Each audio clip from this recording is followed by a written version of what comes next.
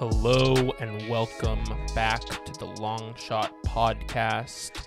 As always, I am your host, Duncan Robinson. I am joined by my good friend and co-host, Davis Patrick Reed. Davis, how are you doing today?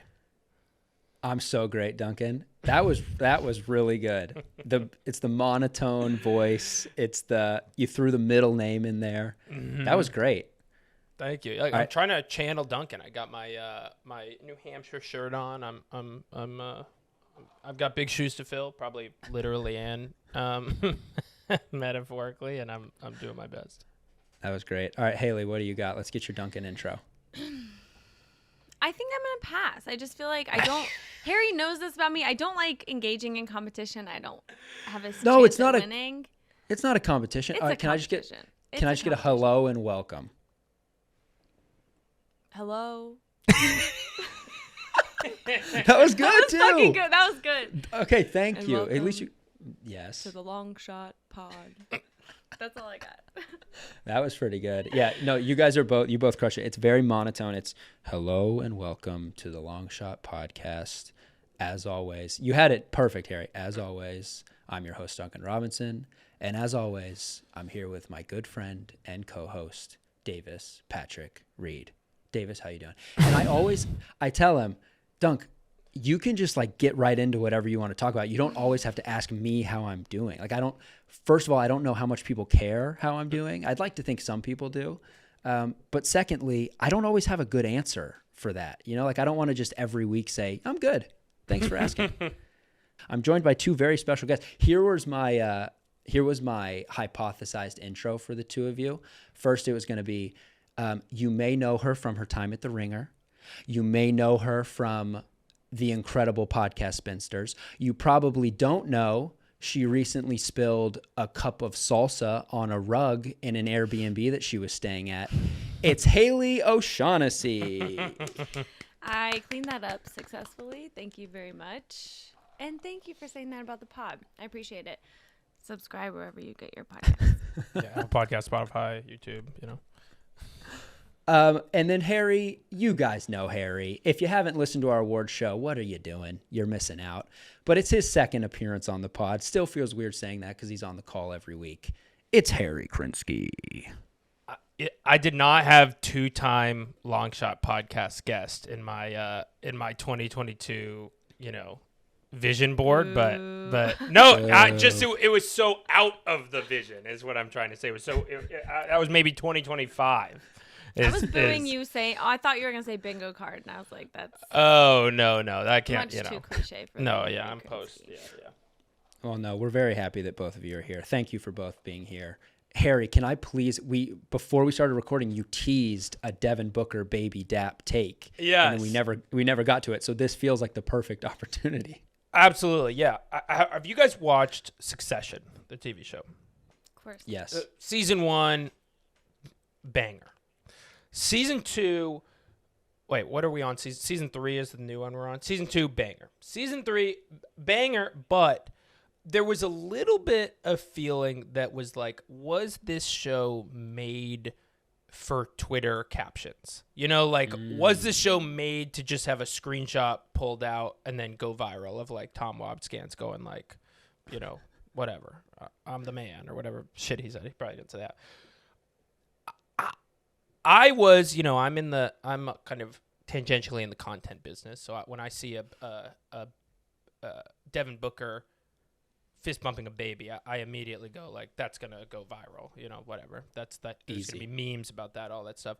And I was thinking I was trying to come up with my own Spinsters related memes for that of what would look good. And then I was thinking like, this is too perfect. This was like, if they reverse engineered a meme template, it would be Devin Booker. Like it literally would be Devin Booker fist bumping a baby after hitting a shot. An AI generator for like basketball memes. Exactly. Yeah. And so my question is, Adam Silver, powerful guy, is it possible that he orchestrated all of this? Like, what's a baby sitting courtside for? It's very dangerous. Yeah, people they fall into the courtside people all the time. Totally. There's always let's say a season has maybe 3 minimum like apologies on Twitter where the player's saying, oh my God, someone find this lady. I feel so bad that I fell into her because she was courtside and I was running full speed.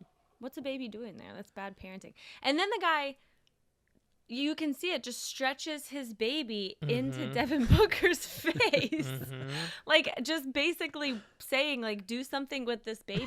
I think he was going for the, like, kiss on the presidential kiss on the forehead. Yeah. I'm a firm... COVID would end, but anyway.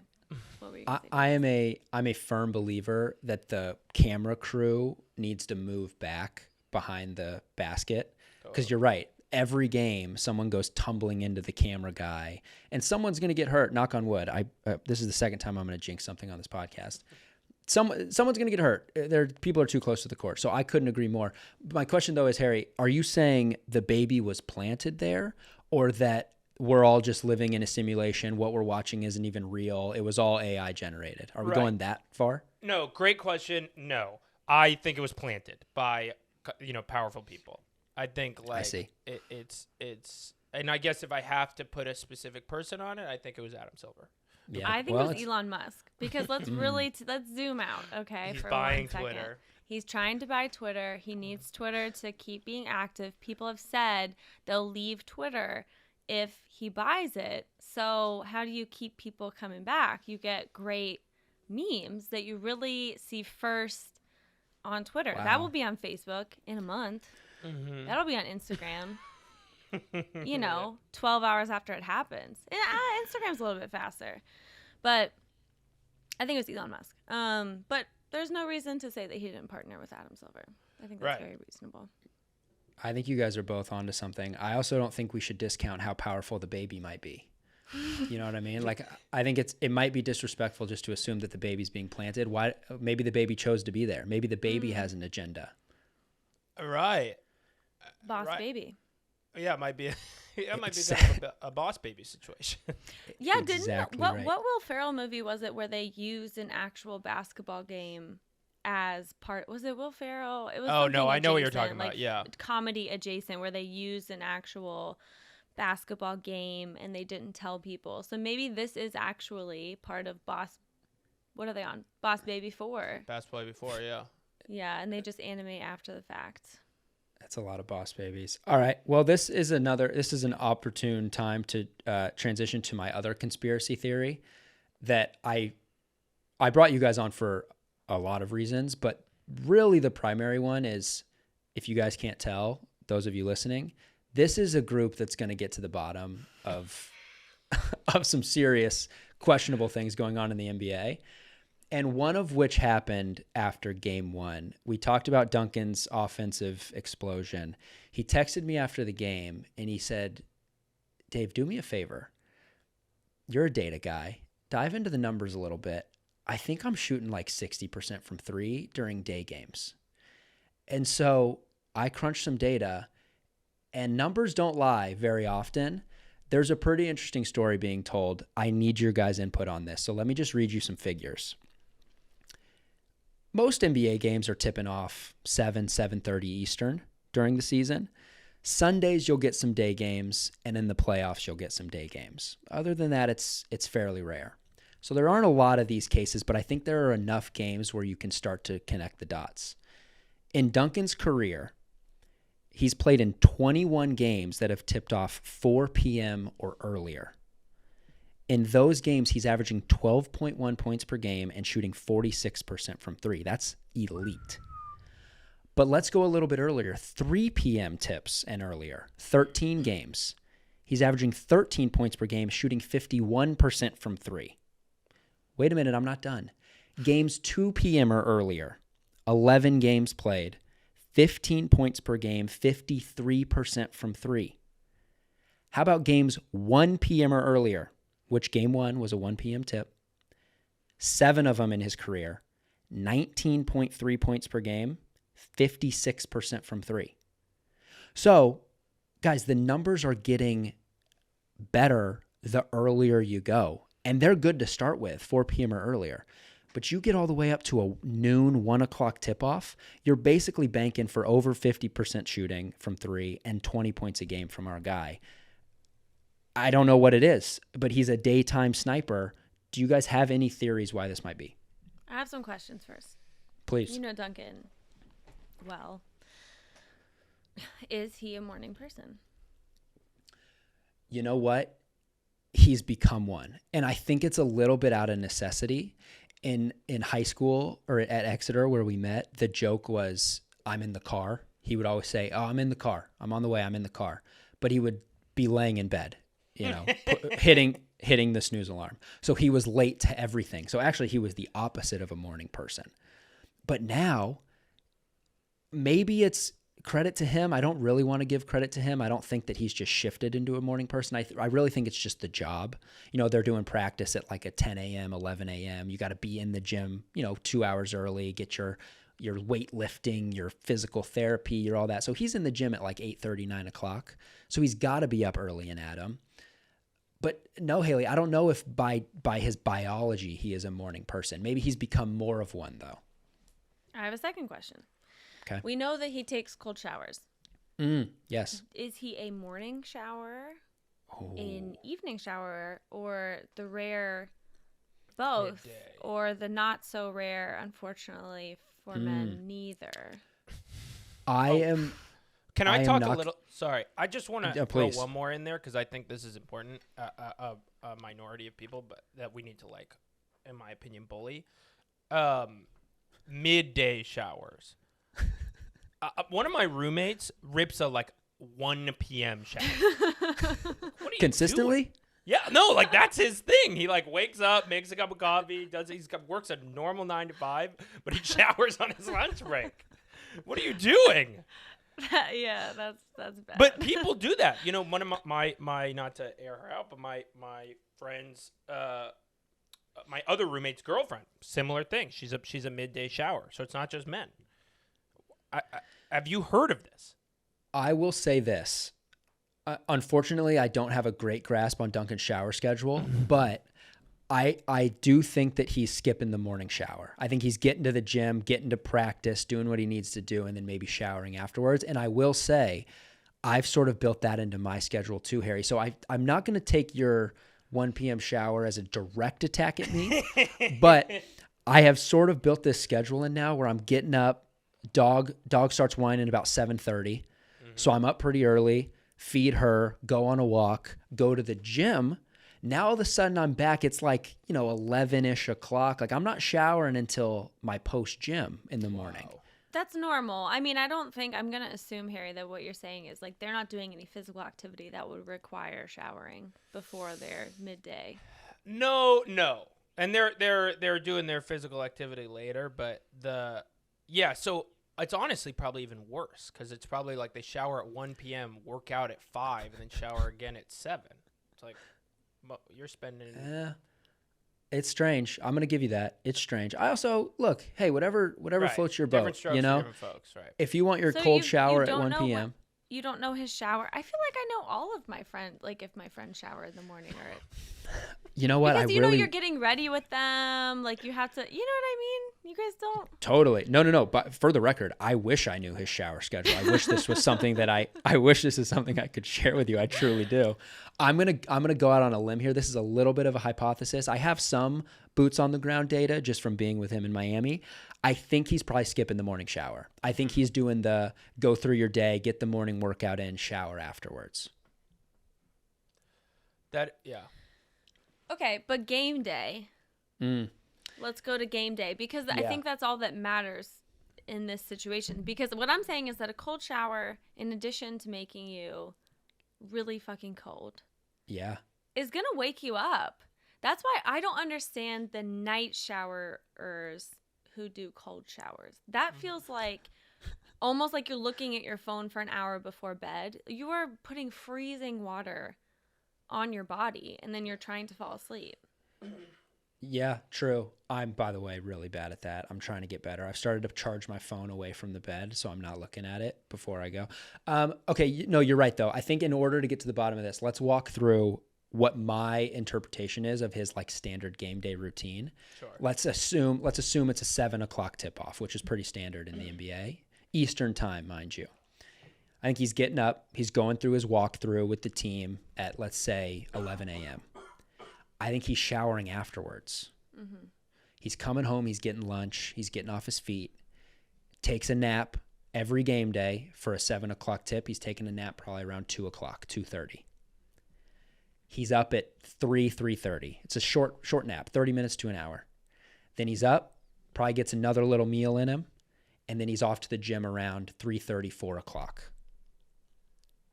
So he's getting to the gym 3.5-ish hours early, which he did say for the day games is about the same. So say it's a 1:00 tip, he's getting to the gym around 10, I would say, 9:30, 10 o'clock.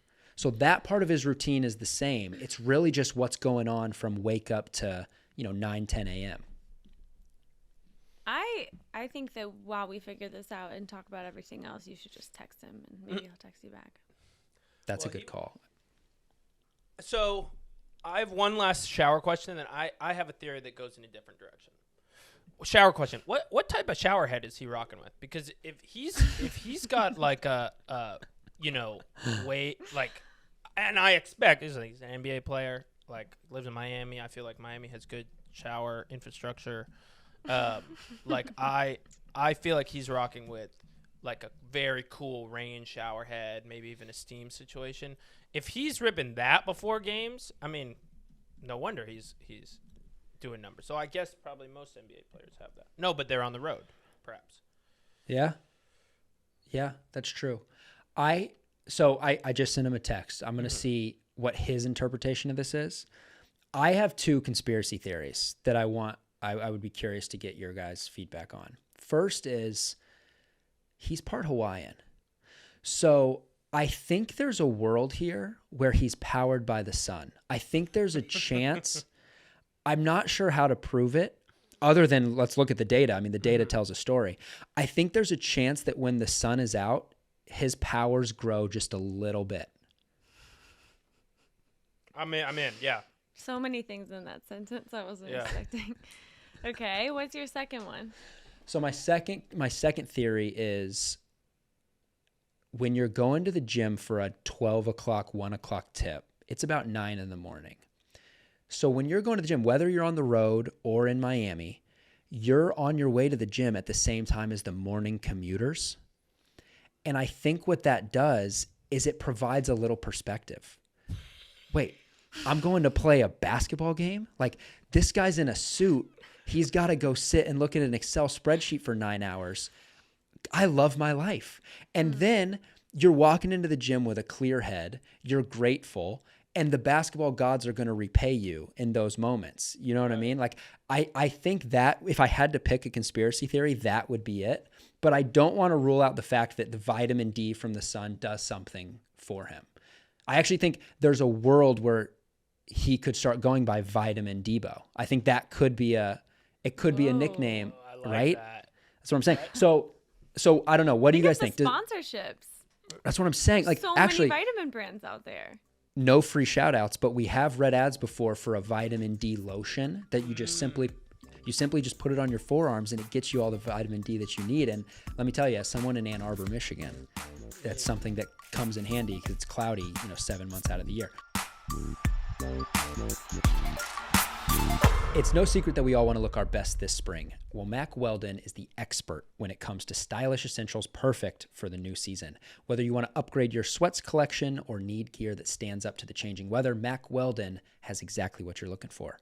If that's not convenient enough, let me tell you about Mack Weldon's daily wear system. All the clothes work together for real. So whether you're headed to work, going out for a run, or just hanging on the couch, getting dressed takes no effort at all. Let me tell you, I have been living in my 2 Mack Weldon sweatshirts. I got one in blue, I got one in gray, so they go with any outfit I need. I'm a big sweats comfy guy, so the sweatshirt gets it done. I'll be the first to admit I've sort of become a collector of these, and I think you will too. They're sweatshirts, sweatpants, sweat shorts, really everything you need. They're not just average sweats. To be honest, I'm living in them. I love how insanely soft they are, plus they're nice enough to wear to the store or cruise the neighborhood in. For anyone who's looking to step up their daily routine, do not miss these. Check out Mack Weldon for yourself and save 20% on your first order. Visit mackweldon.com/LS and enter promo code LS. Again, that's mackweldon.com/LS and enter promo code LS for 20% off. Find your perfect look for this spring. So I don't know. What do you guys think? Did one of those conspiracy theories stick out to you a little bit more? Which one do you think, are either of them, are you willing to get behind? The gratitude one is amazing. I love that you would even think of that. When were you born? 94. No, the month and day. June 2nd. I'm Gemini. Okay. Ooh. 94. Just curious. No, what are your judgmental thoughts about that? I was just curious, like, I don't know. That's such an interesting way to think about it. I liked that a lot. I'm friends with many Gemini men who usually people are weary of. I don't agree, but I do understand because there's a lot of duality there. Obviously, that's the big stereotype, but you're either in a very talkative, social mood or you're very reflective and would prefer to be by yourself. And I think that is a result of you being reflective, and I appreciate that. Also, another thing about Geminis that I love is that Geminis know so much about such random esoteric subjects. So it's like you'll be very interested in something. Sean Yu, one of my best friends, is a Gemini, and he we'll talk about a musician that I found on YouTube who I thought, he's got like 300 views, and Sean knows like where he was born. So yeah, that's very Gemini, but I appreciate that take a lot. And I agree. I think that he's probably very grateful that he's playing basketball. Well, thank you. I don't know if you're and just the being showers. kind. Yeah, I think both of those are true. I don't know if you're just being kind about the Gemini read because you're on the podcast. But either way, I appreciate the kind words. And yeah, I also think I lived a life for 4 years where I was that guy commuting to work at 8:30, 9 o'clock in the morning. And there it's not every day that you're feeling great about it. And for the record, that's every job. Playing basketball to Duncan is just a job. There are days where you got to force yourself to go to the gym, but you got to do it because it's the job and you got to get better. And obviously playing a sport for a living is a little bit different. It's probably easier, or it's less frequent that you have those days, but it's still a job. But I think you can have that perspective when you are seeing everybody drinking their morning coffee, which, by the way, coffee is significantly better iced. Harry, you said it's iced coffee Wednesday. Coffee should always be drank iced, even if it's cold outside. That's my hot take. You watch people drinking their coffee, slumming their way to work. They're not always in a great mood about it. And you see those people and you say, how lucky am I? And then you go and you score a lot of baskets. Let me throw a little bit more of a sinister and pessimistic angle at this. Perfect. So now I Harry love is a Capricorn. I Feels like an appropriate time to say that. I love the all right, saving that for later. I love the 9 a.m. more people. We're thinking that's outside the box thinking. I agree, but more people commuting to work. Now, the more people commuting to work, there's more traffic, right? Well, it takes a little bit longer to get to work. What do you do when you're on a longer commute? Or what do you do on a normal commute? You listen to podcasts.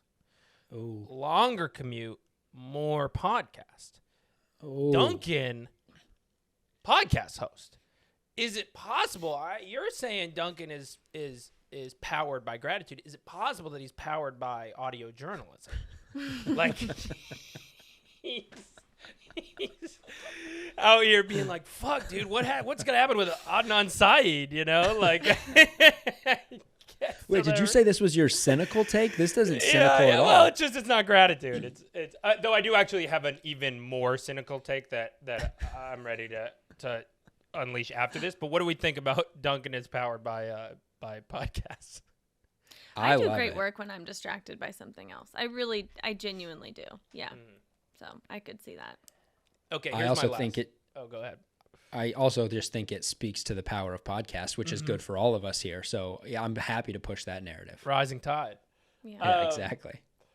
Okay, here's my most cynical take. We talked earlier about how it's got to be hard chasing Duncan off screens, right? He's planting, he's running, he's catching off balance, sprinting off screens, Bam's hitting you, all that stuff. You know what probably would make it a little harder? If you were hungover. And day games happen during the day, famously. But they also happen closer to last night, also famously. And so, a lot of, at least half probably, of Duncan's day games are Miami day games. And they're typically Miami Sunday day games. That means they're games that are about 15 hours before Miami Saturday nights. Right. Well, depends how your Saturday night goes. It could be a game could 4 be 8 hours hours before. Yeah, right. Exactly. Right. So I have the last time I went to Miami, I left a strip club at I thought I was leaving it at 3 a.m. I was there till 6 in the morning. I walked outside and it was almost daylight. I could see the sun. It's like a casino. You have no idea. Yeah, talk about a humbling experience walking out of a club at 6 a.m. and the sun is up. Yeah. And then imagine being like, okay, so Duncan, I know they run a bunch of curls. That's what happened. I mean, I don't know, but so is it possible that not to diminish Duncan's, I was gonna say, photosynthesis or whatever, that maybe he just plays a little bit better against a hungover 2 or 3 guard. I really like that take. It doesn't tell the whole story because I'm going to go out on a limb and say the Hawks weren't at a club until 4 a.m. before game 1 of the playoffs. That's a good point. But I do think that Duncan has talked about this on the podcast. There's without a doubt a massive home court advantage in Miami. And it's the fact that the basketball season is played in the winter. Teams circle and star the road trips in Miami, Los Angeles, the warm big cities. And they, not so surprisingly, probably dabble a little bit in the nightlife when they're there, especially if it's a Tuesday game in February. So yes, I think a day tip on a Sunday in Miami, you definitely have a built-in advantage, but it's not going to tell the whole story, Harry. I'm not going to let you get away with that completely. No, it's also the podcast. I think the podcast, I think all of these play a role. I think podcasting, inspiring you, watching commuters, feeling gratitude, and there's something weird going on with the sun, guys. There's some vitamin D thing going on. I think all of them are playing their role. And the cold showers. Let's not. Oh, right. And the cold showers. Thank you. And of course the cold showers. Although that one diminishes Duncan's role in all of this, so takes away all of the autonomy of his individual play, I really like that theory. I think that makes a lot of sense. I do too. I do too. Okay, thank you guys. That I feel much better. I came into this call not really knowing how to explain it, and now I actually feel like we have a pretty accurate understanding of what exactly is going on. Because you look at the numbers and it's just kind of glaring. And it seems obvious that it's not just day games. The earlier than the day, right? It's right. That. I mean, that's worth interrogating as well. Like what's going Davis, on there? When you first brought this up, I my dumb first initial thought, which I wasn't going to share because I was like, that's really stupid. But I was like, oh, his arms are tired. Sometimes at the end of the day, you're just like, damn, I'm tired. I want to sit down. His arms are not as tired. It's simple. You know what? I'm not gonna poo-poo that thought. I think there might be some truth in that, even if it's incremental. Just carrying a water bottle around a little longer throughout the day, it might break down a little muscle tissue. I think there could be something there. So before we got into this, I texted him just to ask him what his thoughts were, and he just got back to me. And here's his explanation. He says, "I hate waiting around for games. All my workouts are in the morning, so maybe my body is accustomed to working out at that time." It's just simple. Wake up, eat, go to the gym. No time for extra bullshit. I just really what extra bullshit is he talking about? Yeah, like, dude, He's get off your high always horse. getting tired, you know? You Like play calling basketball. into a fucking like Zoom meeting. Yeah. Okay. No, that makes sense. I really thought when you were first reading that off, and I thought you were gonna say his explanation was also that his arms just aren't tired. But I mean, in a way, that's what he's saying. Earlier in the day, less time for bullshit. That bullshit might be like shaking hands and, Right. you know, carrying his luggage around on a road trip. I mean, Haley, I think you actually might be onto something.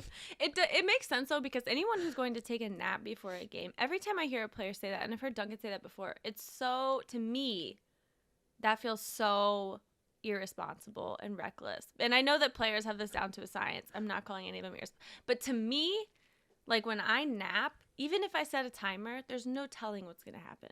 There's absolutely no telling. Am I going to wake up from the alarm clock? Of course. But did I have a scary dream? Did I have a dream that was unsettling? I woke up mad at my brother the other day because I had a dream. I was like, and then, you know, you kind of get over that, but not really. Are you exhausted? Are you like more wide awake? I'm almost never more wide awake, but I mean, it's not, you know, anyway. But that makes sense. If he's like, I don't like waiting around, that makes sense because he's a guy who takes a nap just to kill some of the day. I couldn't agree more, Haley, by the way. When I wake up from a nap, I am in a different dimension. Like, my shit is bonkers when I wake up. So, Yeah. respect. No, to I that. agree. I agree. I've never been a napper. It's something I've tried to get into. I can't do it. Okay. The last thing I want to get your guys' take on before we go is, Haley, the Celtics hug.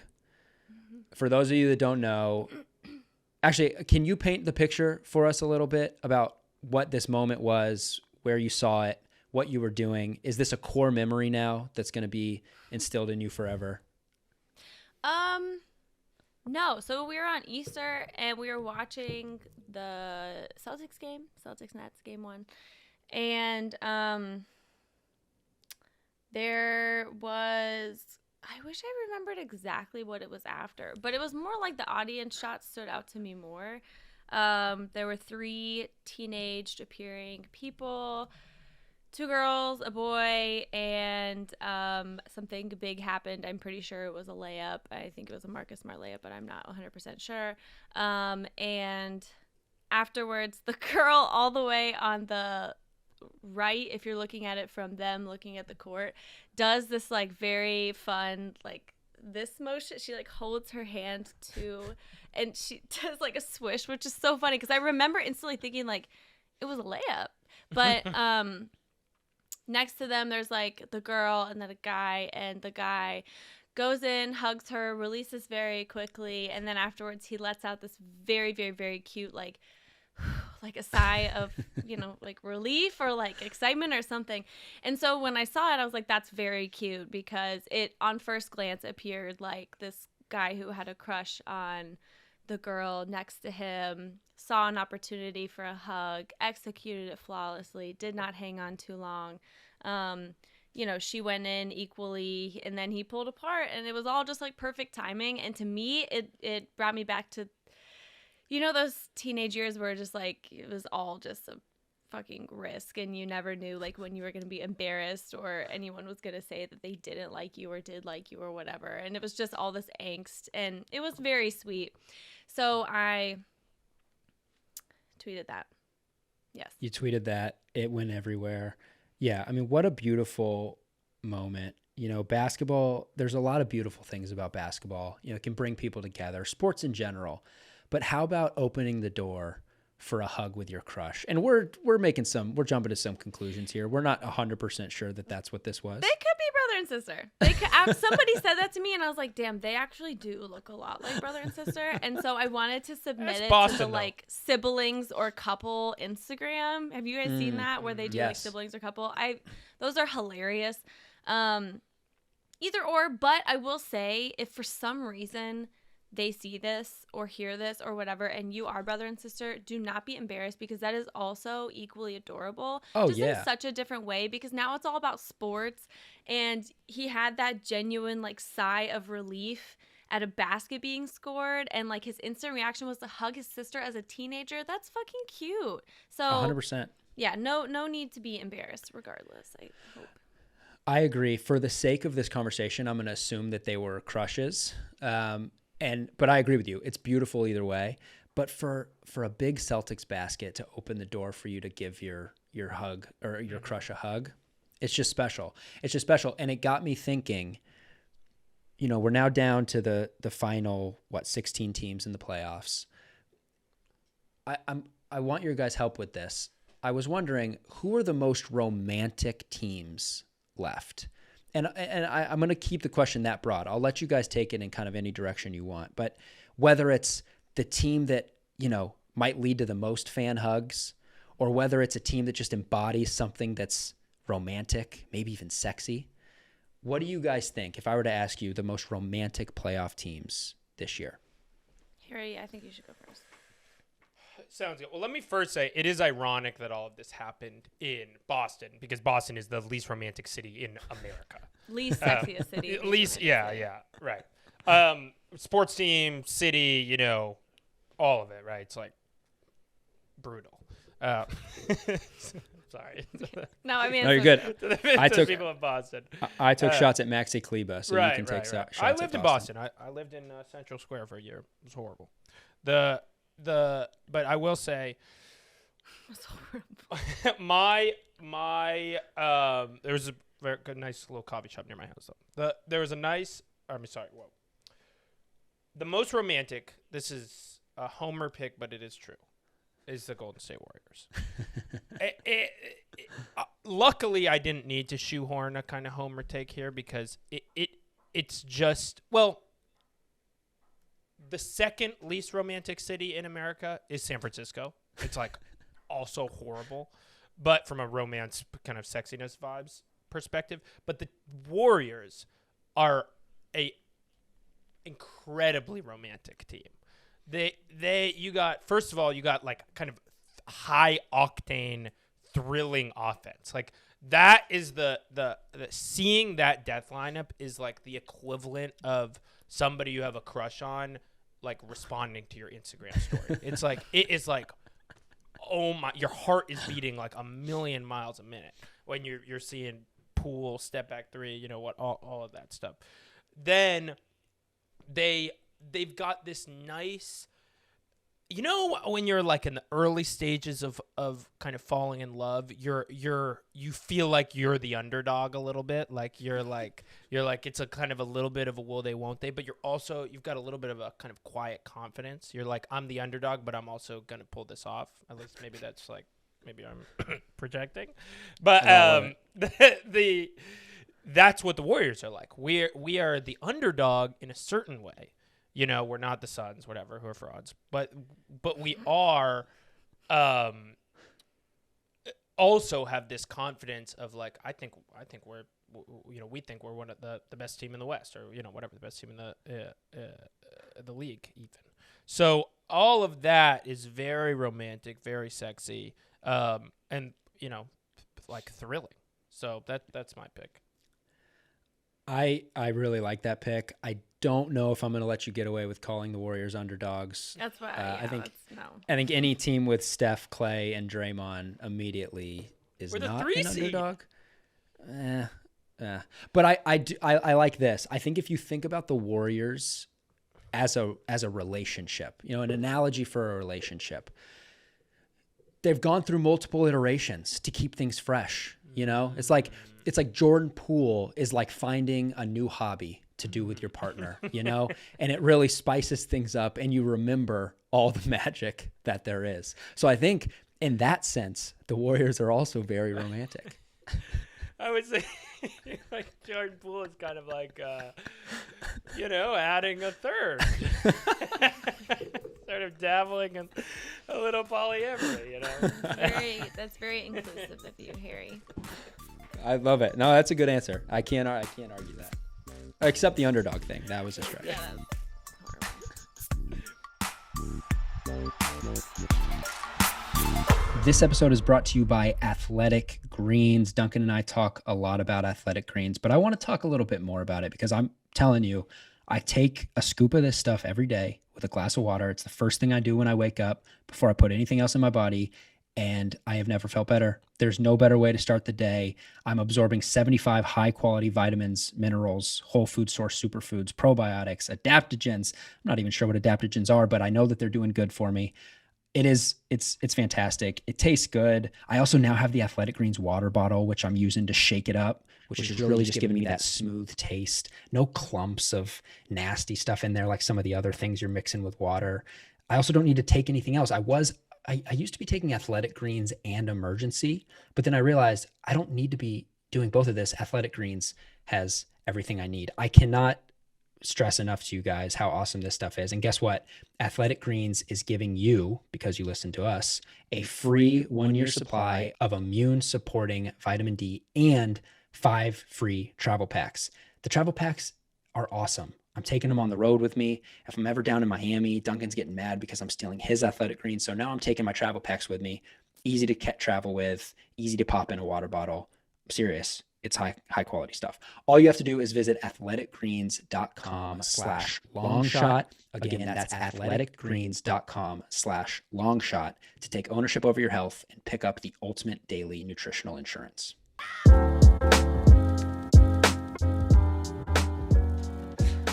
What do you think, Haley? Do you have any romantic teams that stick out to you? I do. I wanted Harry to go first. I'll explain in a minute for a reason.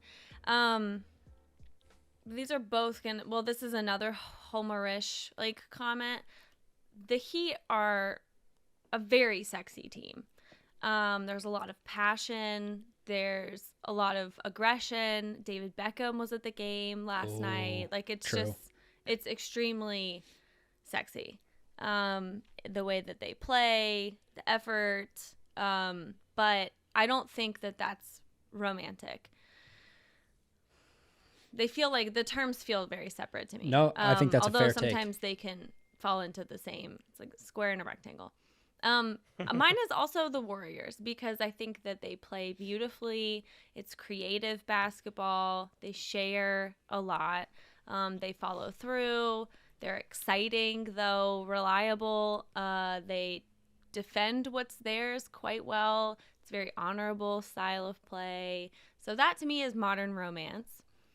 But because Harry picked it, as I suspected he would, I tried to think on the fly. And I think if we're going in rom-com terms where you watch a rom-com and you're like, this is super romantic. And then afterwards you think about it and you're like, that's probably not a sustainable relationship because of all that they've gone through. I'm going to say the Mavs because the Mavs are a very against all odds. A lot of stuff is very often not working.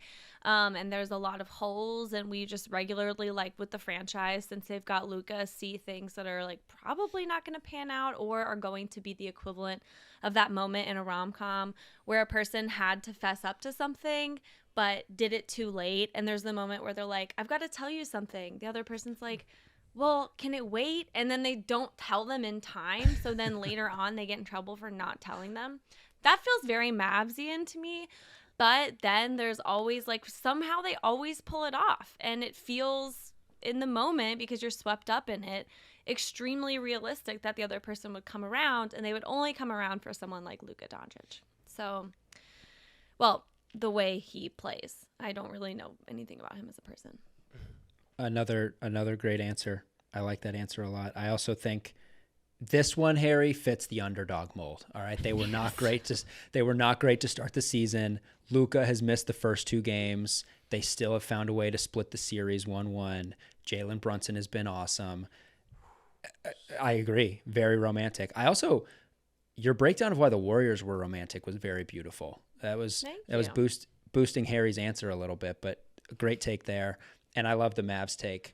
I'm glad you guys didn't say the team that I want to talk about real quick, because to me, the most romantic team is the New Orleans Pelicans. And it's because, similar to the way that Jordan Poole is picking up a new hobby or adding a third to a relationship, if we're going to look at the Pelicans as a analogy for a relationship, talk about battling adversity. I mean, that has been a franchise that has just struggled in every sense. They finally get their guy in Zion. He looks amazing, and then he's hurt, and he's not playing, and things look really bleak. Think of Zion as like the big vacation that you're planning in a relationship, but you just keep having to push it off. It keeps getting delayed. But you know what you do? You find other ways to keep things exciting. You go through little activities. Maybe it's a Herb Jones. Maybe it's a Trey Murphy. But you find little things to do that just you never even thought about. You never even imagined, because all you were focused on was this big vacation. But now that you're pushing it off, you're finding these other little things to do together, and you're realizing how beautiful the relationship is without the big vacation. You don't need the big trip. And now all of a sudden, you beat the Phoenix Suns at home or on the road, and now all of a sudden you're split 1-1 with the 1 seed, and you've done it together. You've done it organically, and you've done it in a beautiful way. And what's more romantic than that? I actually really like that. And I think to me, the metaphor of vacation could also be the metaphor of your relationship isn't going to always take on the identity that you think it will at the beginning or what you think you were. And a lot of great relationship, I don't even know what you call them. I'm thinking of Esther Perel, who's a psychologist, but she's also an author, says that you have to recreate your relationship with each other like many times, because you become new people, and so you have to become new people and then find that merge together again. That feels very much like not having someone like Zion, that was your expectation, and then you bring in like a CJ McCollum, and things just, you know, change progressively as time goes on. I really like 100%. Thank you. Those are all good answers. Can we talk a little bit about least romantic teams? 100%. Yes. Okay. So we all. I was going to say the Celtics just by default because of the city. I think the actual team, though,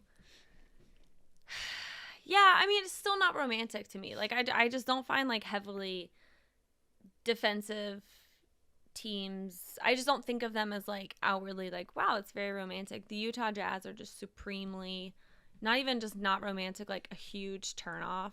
I don't know that if I was going on a date, I'd like even want to go watch them. So that's, yeah, I just horrible vibes all around, like no cohesion, don't appear to really like each other. I mean, we've all done this, like that friend couple that everyone hangs out with, and it's just like there's always a weird tension and like weird passive aggressive comments, and you can tell it's a fight that's been going on for like 3 years. That's Haley, the Jazz to me. I was going the exact same metaphor. The Utah Jazz are like a friend group couple that has been dating for like 4 or 5 years that are like, they gotta just break up. Yeah. They are opposite side of the bed, butt to butt, you know, headphones on, like, get out of here. Bought a comfortable couch on purpose. Because one of them's always on it. Yeah. What about you, Davis? I mean, I think that's the obvious answer in the West. JJ actually went on ESPN the other day and referred to them as stale, which I think is sort of getting to exactly what you guys are talking about. I think in the East, it's a slightly different direction. I'm going to go Brooklyn. Brooklyn feels like a Tinder date, you know, like they're just trying to find fast love. You know, they're trying to get there too quickly. And it's just like, it feels fake. It feels forced. It's like, okay, this might be sexy for a night or two, but there's no way this lasts. That's beautiful. I agree. It is beautiful. Yeah. Yeah, that's my take. What do we feel about the Raptors? Because I was toying with them as a romantic team. I think they're like in it for the long haul people. Yeah. I think they're romantic. I think they are similar to, they're in the similar vein of like not what the Warriors are, but underdogs, where they've just found a way to get it done in a unique way. They do it differently than anybody else, but they found success, which, how romantic is that? You know, like you don't need to always go by the book. You do what works for you. They feel very much like the couple that just is not going to get married and doesn't need to get married. And that's cool. Yeah. You know what I mean? And like also just doesn't post each other on Instagram, but like we all don't have any doubts about their commitment I love that. Yeah. They also that's a give me beautiful very analogy. young love, like the kids are gonna be all right, Ooh. kind of thing. Like they're figuring it out. Yeah, I like that. That's beautiful. Trying This to was think fun, guys. Yes. Let's the leave it to spinsters to talk about love for 35 No, minutes on a basketball. This is podcast. this is exactly what I wanted. I appreciate both of you. We got to the bottom of Duncan's daytime shooting. I love talking about teams as romantic couples. Look, if this is a slight turn from what you expected from the Long Shot podcast, deal with it. If you want to wait till Duncan's back, we'll see you in July. Because the Heat are going on a deep run. This might be what it looks like for the next couple of weeks. Again, we're going to figure it out week by week. But thank you both so much. This was awesome. I don't know how long we went. We talked about going for like 20, 30. It feels like we went more than that. But let me tell you, time flew. Time flew by. Also, thank you to Duncan's Fathead for joining us. It was very kind of him. Any closing thoughts from either of you? Subscribe to Spinsters. Subscribe to Spinsters.